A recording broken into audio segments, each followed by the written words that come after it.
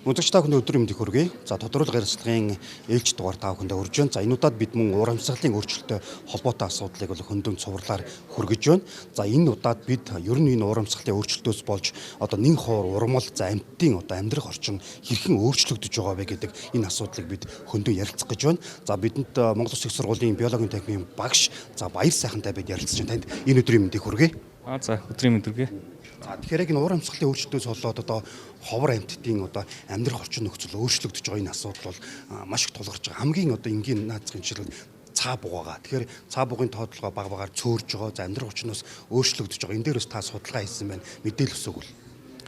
Тэгэхээр Монгол орны хойд хэсгээр байдаг цаатан төмөний гол хэрэгсэл нь болохоор цаа бугыг гэдгийг та бүхэн мэднэ.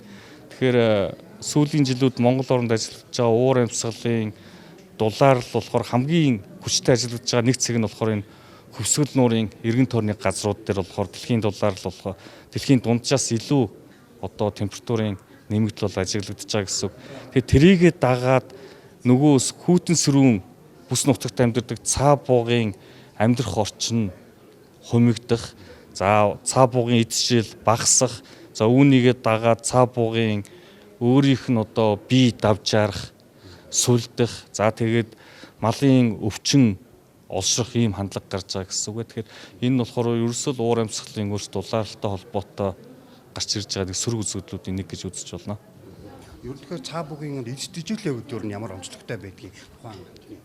Тэгэхээр манай нүүдлийн таван шим малтай харьцуулах юм бол цаа бугийн хувьд болохоор харьцангуй онцлог одоо эзэжтэй байдаг. Энэ нь болохоор өндөр уулын бүс болон тайгад ургадаг одоо цаа бугын хаг гэж.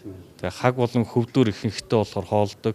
Яг үхээр нөө өвлийн туршид одоо жишээлх юм бол цасан дор байдаг ногоон урамлал явах нь одоо ихэнх нь хагдраад харьцангуй одоо тэжээлэг чанараа алдсан байдаг бол нөгөө хаг болон хөвд чинь илүү их уураг тэжээлэг чанартай байж дээ. Тэгэхээр энэ нь болохоор цаа бугын ижижээлийн гол хэсгийг бүрдүүлдэг. Харамсалтай нөгөө одоо энэ цаа бугын гол ижижээлийг бүрдүүлж байгаа энэ хаг болон хөвд нь өөрөө болохоор энэ уур амьсгалын өөрчлөлт ялангуяа энэ температурын нэмэгдэлт болохоор маш мэдрэг зүйл. Температур нэмэгдэхийн хэрээр эдгээр хаг болон хөвдийн зүйлүүдийн тархалт болон ургах одоо байдал нь улам бүр багасж байгааг судлаач донсон тэмдэглэсэн байдаг. Тэгэхээр энэ үзэгдэлтэй холбоотойгоор ойрын жилүүд мөн адилхан энэ цаа бугын бэлчээр нутаг юу вэ? Уур амьсгалын өөрчлөлтөөс үүдэн багасах. За тэгээд хаг болон хөвдийн ургалт юу вэ? Муудах юм одоо шинж тэмдгүүд илэрч байгаа гэсэн. Цаа буг маань өөрөө их нөгөө стресстэй гэх амтай амархан. Тэгэхээр нэг өөрийнх нь амьдарч байгаа орчин нөхцөл нь өөрчлөгдөнгүүт ер нь маш их тийм амархан нөгөө та төрүүлж өвчин авах ч гэдэг юм уу те. Энэ чиглэлийн асуудал нэлээд баг шиг байна. Манай таван шим малтай харьцуулах юм бол цаа буг харьцангуй зэрлэг зүйлэр байгаа. Харьцангуй зэрлэгтэй. Хоёрдугаарт нь болохоор нөгөө жуулчинтай холбоотойгоор цаатан өрхүүд маань нэг 100 уул нь бол уулынхаа дээшээгээ авчиж одоо цусдаг айлууд болохоор доошоо бууж ирж одоо хөсгөл нуурын эргээр эргэн тойронд одоо цаа бугаа үзүүлдэг.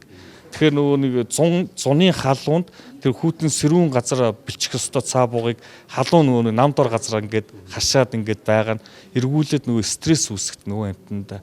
Тэр нөгөө стресс үүсгэх амтан чинь тарга твэрэг авч чадахгүй тэгэл өвөлтөө золгочдөг гэсэн. Тэгээ энэ бас нөгөө цаа бугын тоотлогоо багасах нэг эрсдлийг бий болгоод байгаа гэж үзэж байгаа. Бас үгүй хүмүүсийн хувьд нөгөө одоо зэрлэг аимттай одоо ингээд гэрээ ойролцоо гэдэг энэ бол ингээд тоотлогоо нэгссэн юм шүү гэдэг нэг ийм одоо хандлага угаад байдаг. Энэ нь одоо яг юу гэж ойлгох вэ? Урамсгалын өөрчлөлтөөс болж амьтдын нөгөө амьдрах орчин өөрчлөгдөж байгаас бас хамаарж байгаа.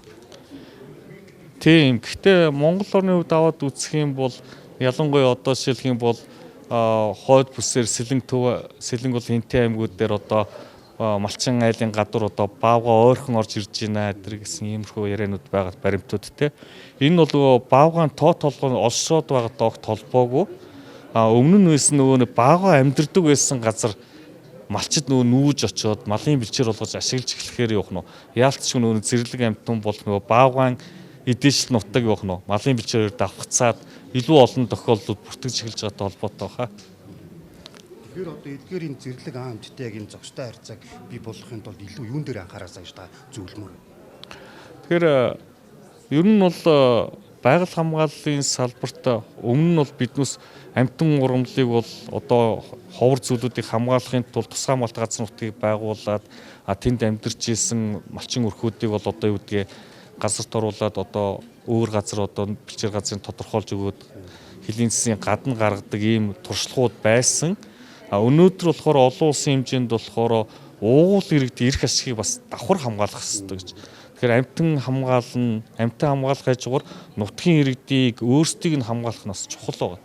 Энэ асуудал нь бол одоо яг байгаль хамгаалагчдын хувьд ялангуяа бодлого гаргадаг хүмүүс байна. За дээрэс нь олон улсын байгаль хамгааллын салбарт ажиллаж байгаа байгууллагуудын хувьд шин сорил болж орж ирж байгаа. Тэгээд биднээс ямар нэгэн байдлаар нэг тодорхой шийдэл олно гэж одоо итгэж найдаж байна. Тий. За баярлалаа. За үзэгч та бүхэндээ бид татварлага ярилцлагын хүрээнд за урамсгалын өөрчлөлтөөр за яг нэг ховор ургамал амьтдын одоо амьдрах орчин нөхцөл хэрхэн өөрчлөгдөж байгаа. За үүнийг одоо бодлогын түвшинд болгон ер нь салбар дундын хоорондын асуудал дээр хэрхэн яаж уяж өгөх гэдэг энэ асуудал чухал байгаа. Тэгэхээр цаашдаа энэ урамсгалын өөрчлөлтөөс үүдэж байгаа гарч байгаа энэ олон сөрөг үр дагавруудыг бас нэгдсэн бодлогын хүрээнд уялдаа холбоотойгоор бас цогц байдлаар шийдэх нэг арга зүйн бас зарчим бас хэрэгтэй гэдэг нь бас энд бас ажиглагдаж байгаа. Та бүхэндээ энэ удаагийн тодруулга ярилцлага хүргэлээ. Анхаарлаа тавьсан та бүхэндээ баярлалаа.